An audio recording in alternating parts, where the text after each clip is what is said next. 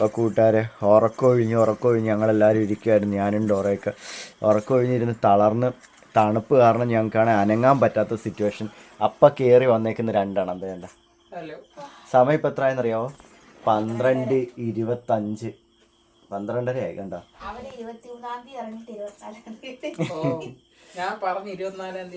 ഞാൻ പറഞ്ഞ രാവിലെ വന്നാൽ മതി. അപ്പോഴും ഓടിക്കൊണ്ട് രാത്രി വന്നേക്കുന്നു.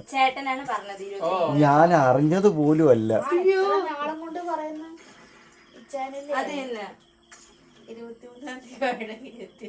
ഞാൻ അറിഞ്ഞ പോലും അല്ല. എന്തിനിങ്ങനെ കള്ളം പറയുന്നത്?